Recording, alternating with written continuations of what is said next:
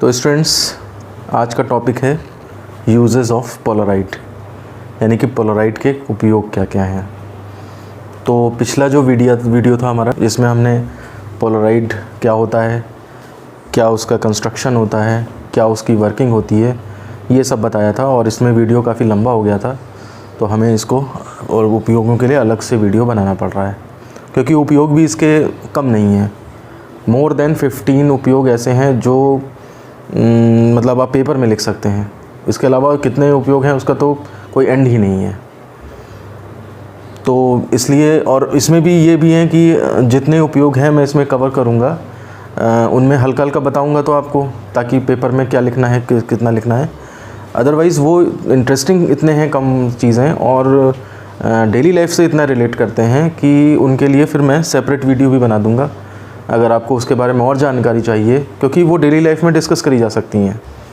हम और आप साइंस के स्टूडेंट्स हैं, फ़िज़िक्स के स्टूडेंट्स हैं, और कहीं पर भी इस तरह का कोई डिस्कशन होता है, 4 लोगों के बीच में आप बैठे हैं और किसी चीज़ का इस तरह से डिस्कस होता है जो डेली लाइफ से चीज़ें फ़िज़िक्स की रिलेट करती हैं, तो जाहिर सी बात है आपसे पूछा जा सकता है। और नहीं पूछा जा सकता है तो आपको बोलना चाहिए उस टाइम पे, क्योंकि आपसे ये उम्मीद करी जाएगी कि आप साइंस के स्टूडेंट्स हैं, तो उन चीज़ों के बारे में डिस्कस कर सकें। और वो चीज़ें ऐसी हैं जिससे आप डेली लाइफ में लाभान्वित ही होंगे, तो आपके लिए भी बेनिफिशियल है और औरों के लिए भी है बेनिफिशियल। तो उनके लिए अलग वीडियोस बना देंगे मैं बताता जाऊंगा आपको। तो अगर आपको चाहिए उसके लिए एक्स्ट्रा इन्फॉर्मेशन तो आप उससे ले सकते हैं। तो पहला यूज़ है पोलराइड का, to obtain and detect plane polarised light, समतल ध्रुवित प्रकाश प्राप्त करना और उसका संसूचन करना। तो इसमें मैं यहाँ पे कुछ नहीं लिखवाऊँगा, आपको हिंट कर दूँगा, आप इसके बारे में खुद ही लिख सकते हैं। डिपेंड करेगा पेपर में क्वेश्चन कैसा आया है। अब आपको हो सकता है कम नंबर में आया हो क्वेश्चन, तो कम ही, केवल एक लाइन ही लिखने से काम चल जाए, क्योंकि हो सकता है 5 यूज़ लिख दें आप और ख़त्म करें। अगर उपयोग ही समझाने को आ जाते हैं 2 कोई, तो उसके बारे में फिर लिखा जा सकता है डिटेल में। तो मान लिया वो पेपर में ये कहते कि समतल ध्रुवित प्रकाश प्राप्त करना, कैसे उसका संसूचन होता है, दोनों चीज़ें समझाइए पोलराइड की हेल्प से, तब आपको वो चीज़ लिखनी पड़ जाएगी। तो इसलिए कभी भी ऐसा नहीं करना चाहिए कि आपने क्या किया, पोलराइड के उपयोग हैं तो कोई 3 पढ़ लिए कि भाई आएंगे तो हम ये 3 लिख देंगे। उसने वो 3 नहीं लिख, उसने ऐसे क्वेश्चन नहीं दिया कि 3 उपयोग बताइए, उसने 5वां उपयोग और कह दिया ये क्यों होता है बताइए। तो उस केस में फिर जब आपने 5वां पढ़ा नहीं होगा उपयोग, तो फिर प्रॉब्लम आ जाएगी। तो इसलिए जितने भी यूजेस हैं जहाँ से भी मिलें, वो सारे के सारे आपको समझ में आने चाहिए, उन पे क्वेश्चनिंग हो सकती है। तो कैसे समतल ध्रुवित प्रकाश उत्पन्न करेंगे, तो इसके लिए वीडियो 3, यही वाला लास्ट वाला वीडियो था पोलराइड का, उसकी वर्किंग में हमने वर्किंग के पहले सेक्शन में वर्किंग 3 तरीके से समझाई थी हमने। तो पहले वाले में ये था कि हाँ अनपोलराइज्ड लाइट आ रही है तो पोलराइड के ट्रांसमिशन जो प्लेन है उससे निकल जाएगी वो, और प्लेन पोलराइज्ड हो जाएगी। जो पास एक्सिस है उसके अलॉन्ग कंपोनेंट उसके निकल आएंगे। अच्छा, डिटेक्शन कैसे करेंगे प्लेन पोलराइज्ड लाइट का, तो इसके लिए हमने वीडियो बनाया था कि प्लेन पोलराइज्ड अगर आ रही है तो कैसे उसको डिटेक्ट करेंगे। उसमें हालांकि 3 केस थे कि अनपोलराइज्ड लाइट आ रही है तो कैसे डिटेक्ट करेंगे, प्लेन पोलराइज्ड लाइट आ रही है तो कैसे डिटेक्ट करेंगे, और अनपोलराइज्ड लाइट आ रही है तो कैसे डिटेक्ट करेंगे। तो आप इन वीडियोस को रेफ़र कर लेंगे, तो इसमें आपकी लैंग्वेज, अच्छी खासी लैंग्वेज तैयार हो जाएगी। अब आइए दूसरे उपयोग पे चलते हैं। दूसरा जो यूज़ है पोलराइड का वो है to avoid glare of light. Glare word का मतलब होता है चमक या फिर चकाचौंध। और अवॉइड कैसे करेंगे हम, इसके लिए पोलराइज्ड सनग्लासेस पहनेंगे या पोलराइज्ड पोलराइड गॉगल पहनेंगे। तो कैसे ये हमें बचाएंगे ग्लेयर से, तो वो चीज़ हमें देखनी है। यहीं पर डेली लाइफ से रिलेटेड कंसेप्ट भी है, क्योंकि गॉगल जो है वो हर कोई धूप में पहनता है। तो मार्केट में 3 तरह के गॉगल आते हैं, नॉर्मल गॉगल, उसी में कुछ कॉस्टली गॉगल आते हैं, और तीसरे पोलराइड गॉगल होते हैं। नॉर्मल गॉगल और कॉस्टली गॉगल, नॉर्मल गॉगल आपको 80 से लेकर 150-200 रुपये में बहुत अच्छा मिल जाएगा, जो देखने में बिल्कुल इसके बराबर लगेगा, जबकि इसकी कॉस्ट होती है लगभग 2000, 3000, 4000 तक। और पोलराइड गॉगल की भी कॉस्ट लगभग इसी के बराबर होती है, थोड़ा सा ज़्यादा होती है। लेकिन लोग क्या करते हैं कि इसी जैसा दिखता हुआ ये ख़रीद लेते हैं, तो इसको तो बिल्कुल भी नहीं लगाना चाहिए। अगर आपके पास है ये गॉगल तो आप इसको आज ही लगाना बंद कर दीजिए। आप इसकी बजाय ये वाला ख़रीदिए। क्या इससे दिक्कत है, क्यों ये लगाना चाहिए और क्या इससे फ़ायदे हैं, ये सब इसके लिए हम एक सेपरेट वीडियो बना देंगे जो कि आपको फ़िज़िक्स को डेली लाइफ से बिल्कुल डायरेक्टली रिलेट करेगा। तो वो सेपरेट वीडियो नंबर 18 आप उसको रेफ़र कर सकते हैं, जिसमें कि मैं ये चीज़ें डिटेल में बताऊंगा आपको। बहरहाल हम यहाँ आ जाते हैं। तो ग्लेयर ऑफ लाइट, पहले तो बस ये देखते हैं ग्लेयर ऑफ लाइट प्रॉब्लम क्या कर रही है हमारी आँखों के लिए। तो प्रॉब्लम ये कर रही है कि most of the light reflected from glazed surface और वेट रोड्स ये पार्शली पोलराइज्ड होती है। मतलब अगर चमकीली सतह ग्लेज्ड, जैसे आप देखिए ग्लेज्ड पेपर, पहले क्या होता था, आज भी होता है कि जैसे संडे का पेपर या किसी एक पर्टिकुलर दिन अखबार के साथ जो आता है 2 पेज का पेपर जो आता है मनोरंजन का या एंटरटेनमेंट का, वो देखिए बिल्कुल एकदम चमकीला सा कागज़ होता है, बिल्कुल स्मूथ चिकना कागज़। तो वो कागज़ जो है ग्लेज्ड पेपर बोला जाता है। तो कोई भी अगर ग्लेज्ड सरफेस है, जूता चमक रहा है, कार चमक रही है या कुछ भी चीज़ है, वो ग्लेज्ड सरफेस की कैटेगरी में आएगी। वेट रोड, गीली सड़क है, उस पर सामने से कार आ रही है रात के समय, तो लाइट जो है सड़क से रिफ्लेक्ट होकर चमक रही है। या फिर शाम के समय आप जो है समुद्र के किनारे हैं, बीच पे हैं और ये समुद्र की लहरें हैं, सूर्य डूब रहा है और यहाँ पे आप खड़े हैं और आप सूर्य को देखना चाह रहे हैं और इसकी लाइट यहाँ से रिफ्लेक्ट होकर आपकी आंखों में आ रही है। तो पूरी की पूरी आप देखिएगा एक लाइन सी बन जाती है लाइट की इसके अंदर। तो ये सब चीज़ लाइटें जो हैं वो पार्शली पोलराइज्ड होती हैं, आंशिक ध्रुवित होती हैं। और इनमें क्या होता है, इनमें जो इलेक्ट्रिक वेक्टर के कंपोनेंट होते हैं वो हॉरिजॉन्टल प्लेन में होते हैं। हॉरिजॉन्टल प्लेन में कैसे होते हैं, इसके लिए आप वीडियो नंबर 8 रेफ़र कर सकते हैं। उसमें हमने परावर्तन से ध्रुवण कैसे होता है उसके बारे में बताया था। ये बताया था कि जब लाइट रिफ्लेक्ट होकर इधर जाती है तो ये इसमें कंपोनेंट जो है पोलराइजिंग एंगल पे अगर है तो इसमें कंपोनेंट जो है perpendicular to the plane of paper होते हैं, या फिर आप कह सकते हैं perpendicular to the plane of incidence होते हैं, या फिर आप कह सकते हैं कि वो हॉरिजॉन्टल होते हैं। हॉरिजॉन्टल कंपोनेंट इधर से इधर निकल गया क्योंकि वो आसानी से यहाँ से रिफ्लेक्ट हो जाता है। तो अब ये जो पार्शली पोलराइज लाइट है जब आपकी आंखों में पड़ेगी तो वो आपकी आंखों में ग्लेयर प्रोड्यूस करेगी। आपको आंखें अपनी कम छोटी करनी पड़ेंगी, प्यूपिल का साइज़ जो है आँख के अंदर उसको कम करना पड़ेगा, आपको दिक्कत होगी आँखों को। तो उसको दूर करने का क्या तरीका है, हम पोलराइज सनग्लासेस पहन सकते हैं। पोलराइज सनग्लासेस क्या होंगे, पोलराइज सनग्लासेस में क्या होगा कि हमें हॉरिजॉन्टल कंपोनेंट कट करने हैं ना, तो इसमें क्या होगा, वर्टिकली ट्रांसमिशन प्लेन वाला पोलराइड लगा दिया जाएगा। तो जब इसमें क्या होगा कि लाइट घुसेगी इस तरह की, तो उसके जो हॉरिजॉन्टल कंपोनेंट्स हैं वो इसमें जो पोलराइड लगा है उससे कट हो जाएंगे, तो बाकी लाइट चली जाएगी अंदर। तो कहने का मतलब है जो एक्स्ट्रा हमें प्रॉब्लम हो रही थी केवल वो पोर्शन ही कट होगा, बाकी सारी लाइट अंदर चली जाती रहेगी। और जबकि ये जो गॉगल्स होते हैं इनमें ये दिक्कत होती है कि ये पूरी ही लाइट को कम कर देते हैं, आपको देखने तक में दिक्कत होने लगती है। तो इसलिए पोलराइज गॉगल की खासियत ये है कि ये बाकी सब लाइट को तो आने देगा, लेकिन जो ग्लेयर प्रोड्यूस कर रही है लाइट उसको जो है वो रोक लेगा। तो हॉरिजॉन्टल कंपोनेंट में वो होती है लाइट जो ग्लेयर प्रोड्यूस करती है, वर्टिकल एक्सिस वाला हम पहन लेंगे पोलराइड, तो वो नो कंपोनेंट्स को ऑटोमेटिकली कट कर देगा।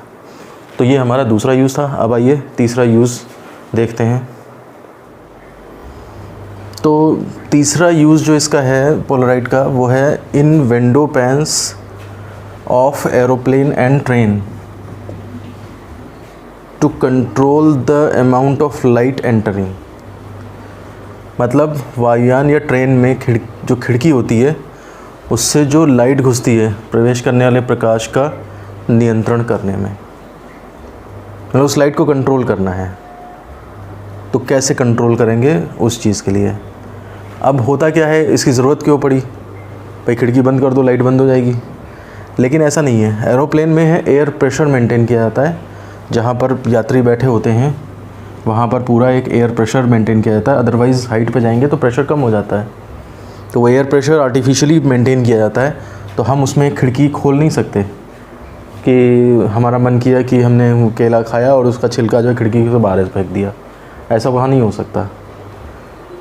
और ट्रेन में भी कौन सी खिड़की, जो एसी कोचेस होते हैं उनकी खिड़की बिल्कुल बंद होती है क्योंकि वहाँ कूलिंग मेंटेन करी जाती है। अगर हम यात्री को ऑप्शन दे देंगे कि हाँ भाई वो अपनी खिड़की खोल बंद कर सकता है तो कूलिंग कैसे मेंटेन हो पाएगी। तो ऐसी जगहों पे अगर हमें लाइट को कंट्रोल करना है कि खिड़की से कितनी लाइट आए या कम आए, ज़्यादा आए, तो उसके लिए हम इन पोलराइड्स का यूज़ कर सकते हैं। मैं ये नहीं कह रहा कि हर ट्रेन जो आप देखेंगे उसमें पोलराइड ही लगा होगा। जहाँ पर यूज़ होता है, जैसे जिस देश में या जहाँ यूज़ होता है उनकी बात की जा रही है। हर जगह ऐसा हो ऐसा नहीं ज़रूरी है। तो कैसे काम करता है ये? तो खिड़की, जैसे मान लीजिए सपोज़ ये खिड़की है, तो उस खिड़की में एक तो पोलराइड फिक्स कर देते हैं। ये आपका फिक्स्ड पोलराइड है, पोलराइड नंबर 1, इसको तो उसने फिक्स कर दिया। इसके बाद इसके अंदर मूवेबल ये एक दूसरा पोलराइड लगा दिया जाता है, बाकी पोर्शन को कवर कर दिया जाता है। ये आपका पोलराइड नंबर 2 है और इसकी खासियत ये है कि ये मूवेबल है। कैसे मूव कर सकता है? रोटेशन कर सकता है। ये इधर घुमा लें या फिर इधर घुमा लें, कैसे भी घुमा लें, ये आप रोटेट कर सकता है। तो इससे क्या फ़ायदा होगा? यात्री क्या करेगा कि इसको घुमाना स्टार्ट करेगा। एक कंडीशन ऐसी है कि लाइट ज़्यादा आने लगेगी, तो वो अगर उसे लाइट चाहिए तो वो उस कंडीशन में रख देगा। एक कंडीशन घुमाते घुमाते ऐसी आएगी कि लाइट बिल्कुल नहीं आएगी। अगर उसे नहीं चाहिए लाइट तो वो उस कंडीशन में कर देगा। ज़्यादा कम करना है तो बीच की सिचुएशंस में वो एडजस्ट कर सकता है। तो उसे तो लाइट से मतलब है, लेकिन एक्चुअली क्या हो रहा होगा? एक्चुअली ये हो रहा होगा कि फिक्स्ड पोलराइड की जो एक्सिस है, सपोज़ करिए इस तरह की एक्सिस है फिक्स्ड पोलराइड की। अब ये जो ऊपर से दूसरा पोलराइड लगा है, अगर आपको लाइट चाहिए तो घुमाते घुमाते ऐसा करना पड़ेगा कि प्लेन ऑफ ट्रांसमिशन दूसरे पोलराइड का पहले के साथ मैच कर जाए, यानी कि पैरेलल अवस्था में हो जाए। और पैरेलल स्टेट में हो जाएंगे तो लाइट एंटर करती रहेगी। पोलराइड की वर्किंग में ध्यान दीजिए, हमने वीडियो नंबर जो लास्ट था 15, उसमें ये चीज़ एक्सप्लेन करी है कि पोलराइड जो है, 2 पोलराइड अगर रखे हों, ये इसीलिए एक्सप्लेन किया गया था वहाँ पे। ध्यान दीजिए, वहाँ पे 3 तरीक़ों से हमने समझाया था कि पोलराइड कैसे वर्क करता है। तो इसलिए कोई समझने में अब आपको ज़्यादा दिक्कत नहीं होनी चाहिए। तो जब हम इसको पैरेलल कंडीशन में रख देंगे अंदर वाले को घुमा के, तो लाइट आने लगेगी, और जैसे ही हम उसको फिर घुमाना स्टार्ट करेंगे, लाइट कम होते होते और जब 90 पे पहुँचेगा तो लाइट बिल्कुल ख़त्म हो जाएगी।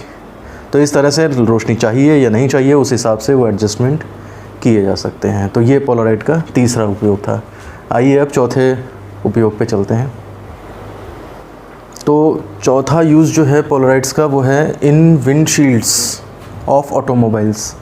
ऑटोमोबाइल्स मतलब कार, ट्रक वगैरह ये जो होते हैं, इनकी जो विंडशील्ड होती है, विंडशील्ड मतलब ड्राइवर के सामने का जो कांच होता है, जो इसलिए होता है कि ताकि हवा जब आगे बढ़ेगा तो हवा ना लगे उसको तेज़ी से।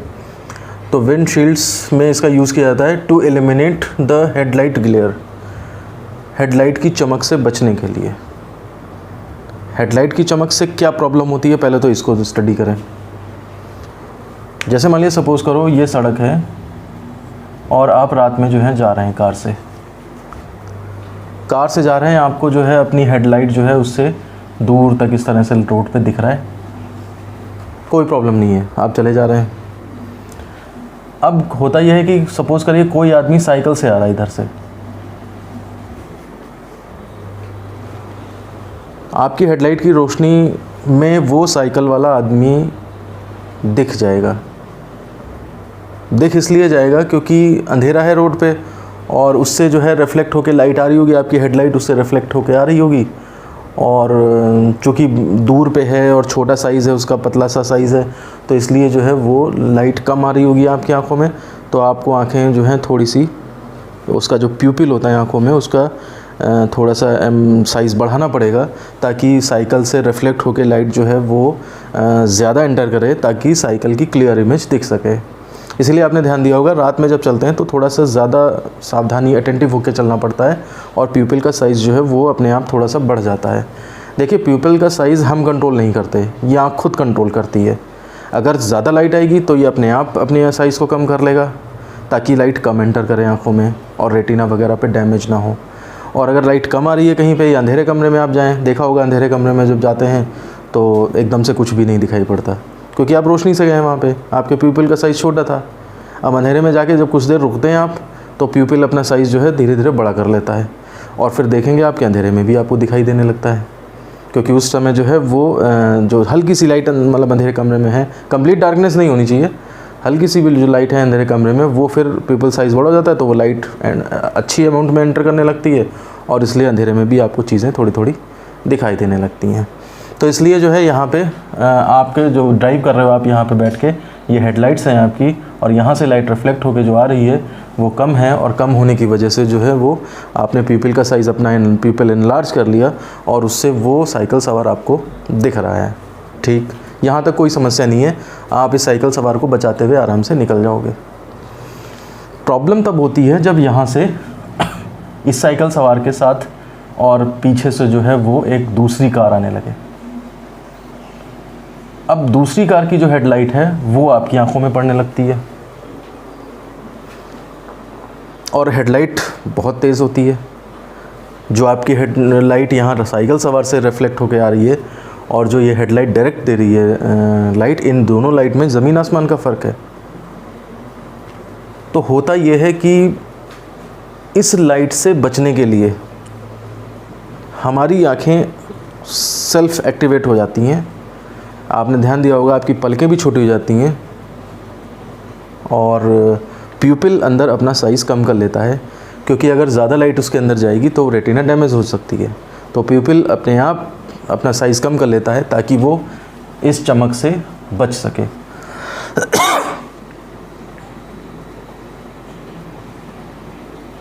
अब क्या दिक्कत क्या हुई यहाँ पे? दिक्कत ये हुई कि ये जो साइकिल सवार से लाइट जो छोटी सी ज़रा सी आ रही थी पहले, अब ये तो उतनी ही आएगी, इस लाइट में तो कोई अंतर आएगा नहीं, और आपने अपने प्यूपिल का साइज़ बहुत कम कर लिया क्योंकि वो स्ट्रॉन्ग हेडलाइट आ रही है वहाँ पे।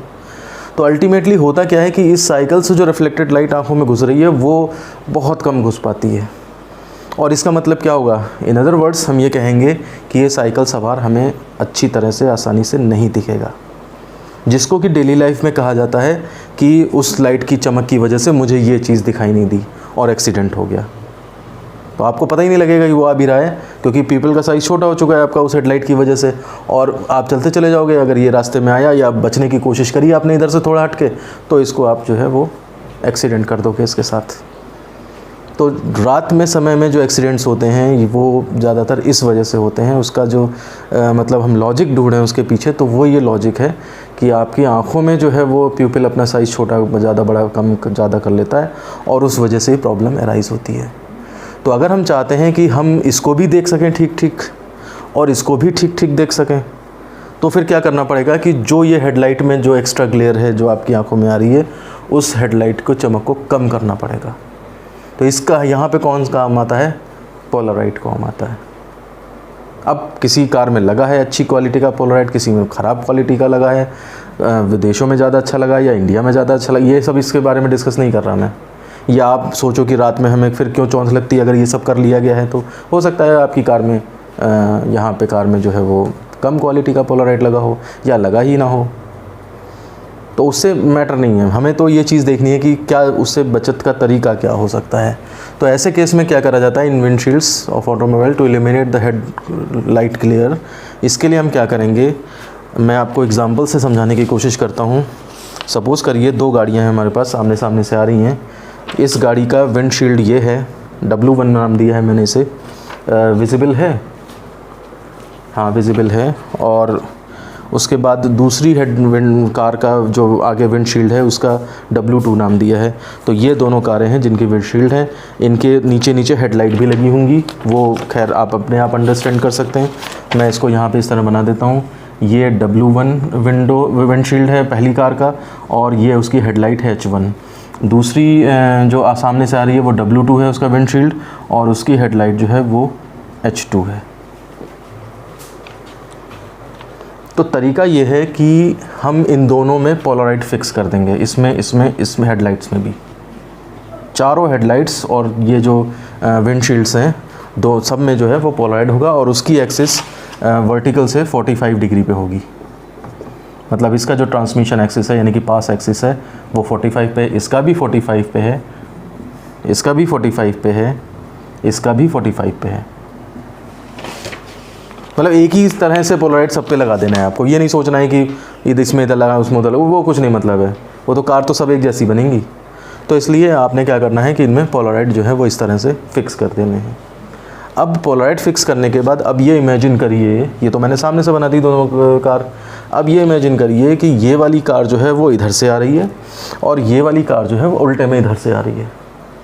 तो ये इमेजिन करना थोड़ा सा मुश्किल हो सकता है आपके लिए कि इसका जो पोलराइड होगा वो अगर इस तरफ गया तो उसका पोलराइड जब सामने से वो इस तरफ आएगा। ये मैं आपको इसीलिए मैंने कागज़ पे आपको बना के दिखाया है।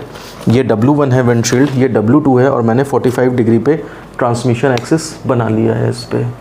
अब क्या करेंगे हम, ये W1 इधर से आ रही है और W2 इधर से आ रही है कार। और अब आप जब देखेंगे कि क्या है इनमें, तो देखिए ये जो है इसके कंपोनेंट इस तरफ, ट्रांसमिशन एक्सिस इस तरफ है और इसमें ट्रांसमिशन एक्सिस इस तरफ है, यानी कि एक उस तरफ है 45 डिग्री और एक इस तरफ है 45 डिग्री। तो मिला करके टोटल एंगल कितना हो जाएगा, 90 डिग्री हो जाएगा। मतलब W1 की एक्सिस अगर इस तरफ है तो W2 की एक्सिस इस तरफ हो जाएगी ट्रांसमिशन एक्सिस।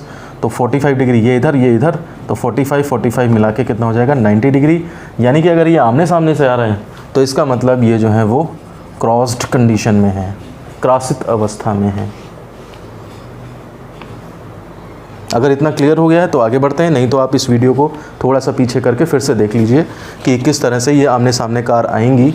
और या तो आप अपने घर पे कागज़ पे इस तरह से ट्रांसमिशन एक्सिस खींच लीजिए और उसके बाद जो है आमने सामने से करके इसको देख लीजिए, तो ये 90 डिग्री पे हो जाएंगी। अब होगा क्या,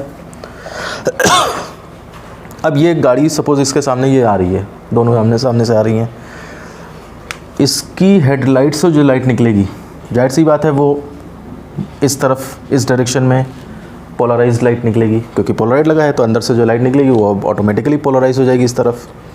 ये वाली हेडलाइट जब इसके ड्राइवर के आँख पे पड़ेगी, ये ड्राइवर बैठा है इसके अंदर, ये इसके अंदर ड्राइवर बैठा चला रहा है, तो ये ड्राइवर D1 है पहली कार का और D2 ड्राइवर दूसरी कार का है। तो जब हेडलाइट जो है वो पहली वाली हेडलाइट की लाइट जो है 45 डिग्री इधर वाली इस ड्राइवर की आंखों में घुसने लगेगी, तो देखिए वो पोलराइट दूसरा लगा है वो और उसके साथ क्रॉस्ड हो जाएगा। तो इसका मतलब ये इसकी आंखों में नहीं घुसेगी, बिल्कुल भी नहीं घुसेगी। तो इसका मतलब ये होगा कि इसकी लाइट जो है वो इसकी आंखों में नहीं घुसती।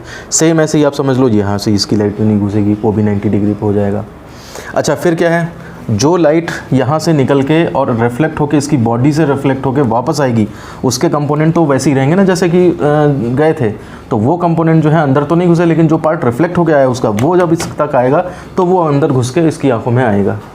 कहने का मतलब है आप ये मत सोचें कि इसकी लाइट इसमें गई और कट गई तो ये इसको दिखाई नहीं देगा ना, जो रिफ्लेक्टेड पार्ट आएगा वो आराम से घुस जाएगा इसकी आंखों में और ये अपनी ही लाइट से इसको देखेगा, उसकी हेडलाइट की ग्लेयर कट जाएगी। सेम ऐसे ही दूसरा वाला ड्राइवर जो है उसको उसकी आंख में ये वाली लाइट नहीं जा रही है, लेकिन जो इससे निकली लाइट है हेडलाइट से वो यहाँ से रिफ्लेक्ट होकर जब जाएगी तो उसका ट्रांसमिशन एक्सिस सेम होगा इसके साथ, और इस वजह से इसकी लाइट जो है वो ये देख लेगा, इससे रिफ्लेक्टेड लाइट जो आएगी उससे ये देख लेगा। ये इस गाड़ी को देख सकता है अपनी लाइट से, ये इस गाड़ी को देख सकता है अपनी लाइट से, लेकिन ना तो इसके अंदर इसकी हेडलाइट की लाइट पहुँचेगी ना इसके पास इसकी हेडलाइट पहुँचेगी लाइट। तो इस तरह से जो है ये दोनों जो हैं वो आराम से आमने सामने देखते रहेंगे और ज़्यादा ग्लेयर भी नहीं आएगी। इसका मतलब ये साइकिल सवार को भी देख सकता है, वो भी इसको देख सकता है, इसको भी देख सकता है, और इस तरह से जो ये एक्सीडेंट की सिचुएशन बनती है वो इसमें नहीं बन पाएगी। तो ये हमारा जो है वो चौथा यूज़ है पोलराइड्स का। अब हम इसके बाद पांचवा यूज़ देखते हैं इसका। तो पांचवा यूज़ है हमारा to take photograph of white clouds, बादलों की फ़ोटो खींचने में दिन के समय। तो इससे पहले थोड़ा सा ये समझ लीजिए कि फ़ोटो खींचने का क्या कंसेप्ट है। मान लिया सपोज़ करिए आपने ये बादल है, अब सन भी है, सन से बादलों में लाइट गई और पता लगा ये स्कैटर हुई और ये एक्स्ट्रा वाइट हो गए। अब मुझे ऐसी फ़ोटो खींचनी है जिसमें ये वाइट बादल आ रहा है, या सपोज़ इस बादल के साथ सन भी आ रहा है। तो इसमें प्रॉब्लम क्या होगी, प्रॉब्लम ये होगी कि जब हम अपने कैमरा में लेंस से लाइट को आने देंगे तो बादल और सन से जो है बहुत ज़्यादा लाइट अंदर आ जाएगी, और अंदर लाइट ज़्यादा आने से जो है वो जब फ़ोटो उसका डेवलप होगा तो उसमें क्लाउड से इतनी ज़्यादा लाइट आएगी कि पूरा ये पोर्शन ही वाइट हो जाएगा और बाकी सब बैकग्राउंड में जो है वो उसके सामने दिखाई भी नहीं देगा आपको, बिल्कुल ही सफ़ेद सफ़ेद फ़ोटो हो जाएगा। इस फ़ोटो को कहा जाता है ओवर एक्सपोज्ड, जिसमें इतनी ज़्यादा लाइट आए कि फ़ोटो ही आधा या आधे से ज़्यादा फ़ोटो सफ़ेद हो जाए, बिल्कुल बादल ही नहीं दिखाई देगा। और अंडर एक्सपोज्ड फ़ोटो वो कही जाती है जिसमें कि कैमरा में इतनी लाइट कम आई है कि बिल्कुल ही अंधेरा छा गया, उस अंधेरे में क्या है, कौन है बैठा, वो ही नहीं दिख रहा है। तो ऐसे केसेस में क्या करना पड़ता है हमें, हम कैमरे के सामने पोलराइट लगा देते हैं। ये अलग से पोलराइट्स आते हैं, सस्ते भी होते हैं, 600-650 रुपये के, महंगे भी होते हैं बहुत, 4-5 हज़ार रुपये तक के, और ज़्यादा कॉस्टली होते हैं। तो ये पोलराइट लगा करके जब हम इन बादलों की फ़ोटो खींचेंगे, तो अब बादलों में क्या है, लाइट जो आ रही है वो पोलराइज्ड है। कैसे पोलराइज्ड है? वीडियो नंबर 11 में हमने देखा था कि जो स्कैटरिंग से लाइट जो है वो पोलराइज्ड हो जाती है। तो पोलराइज्ड लाइट जब आएगी तो जाहिर सी बात है वो ग्लेयर प्रोड्यूस करेगी, और इसी वजह से फ़ोटो सही नहीं हो पा रहा है। तो हम क्या करेंगे, कैमरे के सामने जब पोलराइट लगा देंगे तो वो एक्स्ट्रा जो कंपोनेंट आ रहा है, ग्लेयर आ रही है, वो उसको कट कर देगा, और नॉर्मल लाइट जो है वो नॉर्मल लाइट उसके अंदर, कैमरे के अंदर जाएगी, और उससे जो है बादल की, नॉर्मल बादल की जो फ़ोटो है वो आ जाएगी आपके सामने। इसमें बादल भी सही दिखाई देगा, और उसके साथ साथ बैकग्राउंड की सारी चीज़ें भी आपको सही दिखाई देंगी। बादल की नॉर्मल फ़ोटो आएगी, कोई उसकी ग्लेयर वो जो है एक्स्ट्रा करके वो सब कट जाएंगी। तो इस तरह से 5वां यूज़ है इसका कि वाइट क्लाउड्स की फ़ोटो लेने में कैमरे के सामने हम पोलराइट लगा लेते हैं। अब आते हैं हम 6वें यूज़ पे। तो पोलराइट का जो 6th यूज़ है उसमें है polaroids are useful in 3D motion pictures, यानी कि इनका प्रयोग 3D चलचित्र में होता है। तो आपने देखा होगा कि अक्सर जब हम मॉल्स वगैरह में जाते हैं या मल्टीप्लेक्सेस में जाते हैं सिनेमा देखने, तो वहाँ पे कभी कभी 3D मूवी लगी होती है। जैसे मुझे याद है कि जो लास्ट 3D मूवी थी वो रोबोट 2.0 इस तरह से करके थी, और उसमें क्या होता है कि आपको 3D ग्लासेस दिए जाते हैं पहनने के लिए, और ये 3D ग्लासेस पहन करके जब आप स्क्रीन पे देखते हैं तो आपको जो वीडियोस हैं उनमें जो मूवमेंट्स हैं वो उनमें गहराई का और ऊंचाई का एहसास होने लगता है। कि जैसे अगर इस तरह से हाथ आपकी तरफ लाएं तो ये ऐसा लगेगा कि स्क्रीन से बाहर निकला चला रहा है हाथ, या अगर सपोज़ करिए समुद्र में ऊपर से दिखा रहे हैं तो लगेगा आपको गहराई में कोई चीज़ है। तो इस तरह के जो मोशन होते हैं उनको 3D मोशन कहा जाता है। तो उसमें भी इनका जो है वो पोलराइट्स का काफ़ी ज़्यादा यूज़ होता है, और इससे ज़्यादा डिटेल में जो है वो यहाँ पर उसको डिस्कस नहीं कर सकते। हम इसके लिए वीडियो 19 एक अलग से बना देंगे, जिसमें कि कैसे ये मूवीज़ जो है वो रिकॉर्ड की जाती हैं, कैसे उनको प्ले किया जाता है, इस बारे में डिटेल में होगा। और साथ ही साथ एक वीडियो नंबर हम 20 भी डेवलप कर देंगे, या वीडियो नंबर 21 डेवलप कर देंगे, जिसमें कि हम आपको ये बताएंगे कि जो ये ओल्ड टेक्निक्स क्या थी 3D कंटेंट दिखाने के लिए। सबसे पहले एक स्टीरियोस्कोपिक 3D एक चलता था इफ़ेक्ट, और फिर उसके बाद एनाग्लिफ 3D ये करके एक कंसेप्ट आया जिसके थ्रू की 3D को दिखाया जाता था। तो इसके लिए हम एक वीडियो नंबर 21 सेपरेट बना देंगे, जो कि बहुत इंटरेस्टिंग है, और आपको पता लगेगा कि कैसे हम 3D में देख पाते हैं, कैसे क्या कर पाते हैं, क्या टेक्निक्स पुराने ज़माने में यूज़ करी जाती थी ताकि 3D इफ़ेक्ट क्रिएट किया जा सके। इसके अलावा हमारे पास 7वां यूज़ है in working of 3D TV and watching them. 3D TV की कार्यविधि है तथा उन्हें देखने में। 3D TV की स्क्रीन में किस तरह से क्या क्वालिटी होती है, और फिर उसको देखने के लिए एक अलग से स्पेक्स मिलता है जो इस तरह का होता है। ये देखिए इस तरह का ये स्पेक्स मिलते हैं, इनका डिस्कशन हमने पहले भी किया है, और इनको पहन करके देख करके और 3D TV में हमें 3D इफ़ेक्ट दिखाई देते हैं। तो ये भी डिटेल में किस तरह से क्या काम करता है, इसको हम एक वीडियो नंबर 21 इसके लिए अलग से बना देंगे, और उसमें आप डिटेल में देख सकते हैं। तीनों ही वीडियो जो हैं वो आपको डेली लाइफ में पोलराइट्स के क्या यूज़ हैं, कैसे हम डेली लाइफ में उन्हें इधर उधर ऑब्ज़र्व करते हैं, उसके लिए बहुत ही अच्छे हैं। इसके बाद हम आते हैं अपने 8वें उपयोग पर। तो 8वां उपयोग है इसका to improve colour contrast in old oil paintings. जो पुराने तैलीय चित्र होते हैं ऑयल के पेंट से बनाए जाते थे, वो समय के साथ जो हैं वो फेड हो जाते हैं, तो उनके कलर को दोबारा उनको कंट्रास्ट को बढ़ाने के लिए इस पोलराइड का यूज़ करते हैं। इसके बारे में ज़्यादा डिटेलिंग लिखने की ज़रूरत नहीं है। दूसरा है the microscope objectives are fitted with polaroid to avoid glare in observing very minute particles. Microscope में क्या होता है कि जो छोटे छोटे पार्टिकल्स देखते हैं तो उन पार्टिकल्स को इल्यूमिनेट करने के लिए लाइट भी यूज़ करी जाती है, और उसमें जो है होता क्या है कि उस लाइट की वजह से जो छोटे छोटे पार्टिकल्स उनके एक्चुअल कलर नहीं दिख पाते, एक्चुअल शेप नहीं दिख पाती है, क्योंकि लाइट से ग्लेयर आती है। तो उस ग्लेयर को काटने के लिए क्या करते हैं, अब जो ऑब्जेक्टिव लेंस है उसके पास आगे पोलराइड लगा देते हैं, तो वो एक्स्ट्रा ग्लेयर को काट देता है और नॉर्मल लाइट आँखों में पहुंच जाती है। माइक्रोस्कोप से बहुत छोटे कणों को देखने पर प्रकाश की चमक से बचने के लिए ऑब्जेक्टिव लेंस के आगे पोलराइड लगा देते हैं। ऑब्जेक्टिव लेंस वही होगा, ये तो आई पीस होता है ऊपर, और फिर नीचे यहाँ पे जाके जो स्टेज होती है जहाँ पे पार्टिकल्स रखते हैं उसके ऊपर ये ऑब्जेक्टिव लेंस होता है। तो इसके आगे पोलराइड फिट कर देंगे तो एक्स्ट्रा लाइट इसके अंदर नहीं घुसेगी। अब आते हैं हम 10वें उपयोग पे। तो 10वां यूज़ है इसका, in study asymmetries in crystals and molecules using the phenomenon of optical activity. मतलब क्रिस्टल तथा अणुओं में प्रकाशिक सक्रियता का प्रयोग कर असममितियों का पता लगाने में व अध्ययन करने में इसका यूज़ केमिस्ट्री वगैरह में ज़्यादा होता है। क्रिस्टल में कहाँ पर कोई एटम मिसिंग है या एक्स्ट्रा एटम है, उन चीज़ों में प्रकाशिक सक्रियता ऑप्टिकल एक्टिविटी का यूज़ करके और पता लगा लेते हैं कि एसिमेट्री है या नहीं, क्योंकि दिखाई तो कुछ देता नहीं है। और अगला यूज़ है 11वां, to study optical properties in crystals, कि मतलब क्रिस्टल जो है ऑप्टिक्स के साथ कैसा बिहेव करते हैं, लाइट को आने पर उसे किधर रोटेट कर देते हैं। ये इसका भी यूज़ केमिस्ट्री में होता है, क्रिस्टलों के प्रकाशिक गुणों का अध्ययन करने में। तो इसमें भी हमें बस लिख देने हैं, कोई ज़्यादा इनके डिटेल की ज़रूरत नहीं है। अब आते हैं हम अपना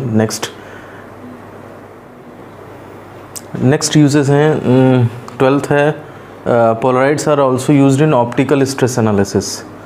मटेरियल से ऑप्टिक्स मतलब प्रकाश निकल रहा है और उस पर स्ट्रेस पड़ता है, तो वो ऑप्टिकल प्रॉपर्टीज़ किस तरह से चेंज हो जाती हैं, इन चीज़ों में भी पोलराइड का यूज़ होता है। अगला यूज़ है 13, in CD players polarized laser beam acts as a needle for producing sound from compact disc which is encoded in digital format. इसका क्या मतलब है, CD प्लेयर्स में आप जानते हैं CD इस तरह से होती है, और इस पे जो है डिजिटल फॉर्मेट में सॉन्ग्स वगैरह या ऑडियो सिग्नल होता है। तो इसको स्टडी करने के लिए कह रहे हैं कि लेज़र बीम जो है वो यूज़ करते हैं as a needle for producing sound. Laser beam incident कराई जाती है, और वो कैसी होती है, पोलराइज्ड। तो उसको पोलराइज करने में भी जो है वो पोलराइड्स का यूज़ किया जाता है। 14th है polarization of scattered sunlight is used for navigation in solar compass in polar regions. Ordinary compass क्या होता है, एक उसमें निडल होती है जो नॉर्थ साउथ डायरेक्शन में रहती है। एक छोटा सा कंपास में एक मैग्नेट रहता है छोटा सा, और वो हमेशा नॉर्थ साउथ डायरेक्शन में रहता है, तो इस हेल्प से समुद्रों में लोग इधर उधर जा सकते हैं। लेकिन जब पोल पर पहुंचेंगे, नॉर्थ ये साउथ पोल पर पहुंचेंगे, तो उस केस में फिर ये कंपास काम करना बंद कर देता है। तो ऐसी जगहों पे फिर क्या करते हैं, polarization of scattered sunlight is used for navigation. फिर आगे बढ़ने के लिए हम जो सनलाइट स्कैटर हो रही है उसका पोलराइजेशन किस टाइप का है उससे डिसाइड करते हैं हम कौन सी दिशा में जाना है। तो where magnetic compass becomes inoperative means काम करना बंद कर देता है। तो नॉर्थ साउथ पोल्स पे अगर हमें नेविगेशन करना है तो स्कैटर्ड सनलाइट के पोलराइजेशन की हेल्प से फिर हम उसमें आगे बढ़ते हैं। आइए अब चलते हैं अगले यूज़ पे। अगला यूज़ है 15th, फ़िल्टर्स इन फ़ोटोग्राफ़ी में फ़िल्टर्स के रूप में। तो इसमें क्या होता था कि जैसे मान लिया सपोज़ करिए आपको एक सीनरी की फ़ोटो लेनी है कैमरे से, और उसमें सन भी है और साथ ही साथ जो है वो पेड़ भी हैं और पहाड़ भी हैं और कई सारी चीज़ें हैं। अब अगर नॉर्मल कैमरे से आप इस फ़ोटो को लेने की कोशिश करेंगे तो सन की लाइट इतनी ज़्यादा आएगी कैमरे में कि फ़ोटो आपका ओवर एक्सपोज हो जाएगा। पुराने ज़माने में क्या करते थे कि यहाँ पर इस हिस्से पे थोड़ा सा फ़िल्टर लगा लेते थे, डार्क शीट्स टाइप सी लगा लेते थे, तो उससे क्या होता था कि इसकी रोशनी डिम पड़ जाती थी, तो बाकी सबकी फ़ोटो आ जाती थी। लेकिन होता फिर यह था कि बाकी सबके फिर कलर एक्चुअल नहीं आ पाते थे, उनके कलर पे भी इफ़ेक्ट पड़ जाता था। तो उस केस में फिर क्या कर देंगे हम, अगर हम पोलराइड का शीट का उपयोग कर लें, तो पोलराइड शीट के उपयोग करने में यह है कि सन की लाइट होती तो अनपोलराइज्ड है, लेकिन जैसे ही वो पोलराइड से गुजरेगी वो I/2 हो जाएगी, इंटेंसिटी जस्ट हाफ हो जाएगी, और इंटेंसिटी जस्ट हाफ होने से सन की लाइट फिर उतना ज़्यादा नहीं होगी कि फ़ोटो हमारी ओवर एक्सपोज हो जाए। तो आराम से जो है हम फ़ोटो खींच भी सकते हैं और सारे कलर्स भी हमारे नेचुरल आ जाएंगे। अगला यूज़ है to calculate the refractive index of dark transparent system. कुछ ऐसे सिस्टम होते हैं जिसमें कि मतलब लाइट अंदर घुसती तो है, ट्रांसपेरेंट तो है, लेकिन वो डार्क होते हैं। डार्क इन द सेंस मतलब आपको आर पार तो दिख जाएगा लेकिन थोड़ा सा धुंधला धुंधला सा, मतलब कहने के चाहिए काला काला सा थोड़ा सिस्टम होता है। तो हम उसमें क्या है, रिफ्रैक्टिव इंडेक्स डायरेक्ट तरीक़ों से नहीं पता कर सकते। वैसे आप जान सकते हैं कि ये ग्लास लैब है, अगर ग्लास लैब में आप छोटा सा एक्सपेरिमेंट करें कि रे इधर से आ रही है और फिर इधर गई फिर इधर आई, और यहाँ पे पिन विन लगा करके एक्सपेरिमेंट होता है, आई और आर निकलता है और आई और आर निकाल के sine I upon sine R करके और ये म्यू निकल आता है। तो ये म्यू निकालने का जो तरीका है, इसमें रे अंदर गई और बाहर निकली और फिर उसके बाद हमने कैलकुलेट कर पाए।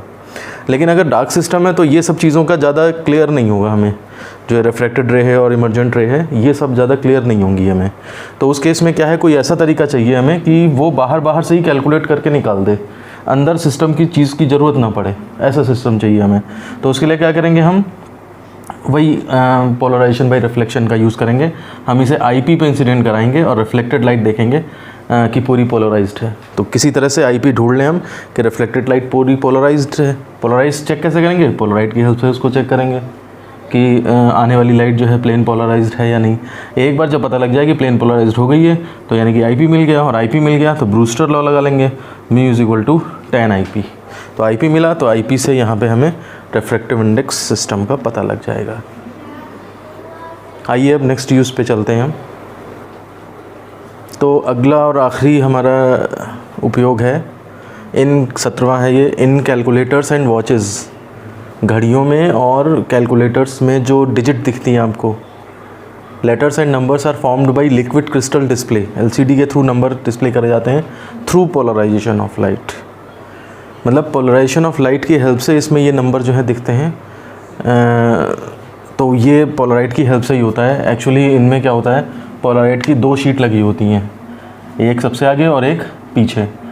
तो ये जो 2 पोलराइट की शीट होती हैं, एक इसमें हॉरिजॉन्टल और एक इसमें वर्टिकली पोलराइज होती है। प्लेन ऑफ ट्रांसमिशन एक दूसरे के 90 डिग्री पे होते हैं। तो नॉर्मल कंडीशन में जो है वो क्या बोलते हैं, सिचुएशन इस तरह से कुछ बैठती है कि एलसीडी वो इस तरह से अरेंज होता है कि ये पूरा ट्रांसपेरेंट दिखता है। मींस कैलकुलेटर की स्क्रीन जब ऑफ है तो उस केस में ये आपको कोई भी नंबर, ये कोई भी ये एलसीडी का क्रिस्टल नहीं दिखाई देगा। लेकिन जैसे ही हम ऑन करते हैं कैलकुलेटर, मींस इलेक्ट्रिक फील्ड दी जाती है क्रिस्टल्स को, क्रिस्टल्स कुछ इस तरह से मूव करते हैं कि यहाँ पर हमको वो नंबर जो डिस्प्ले कराना है उसके हिसाब से काले काले रंग का वो लाइन दिखने लगती है। तो इसमें पोलराइजेशन ऑफ लाइट का पूरी तरह से यूज़ होता है।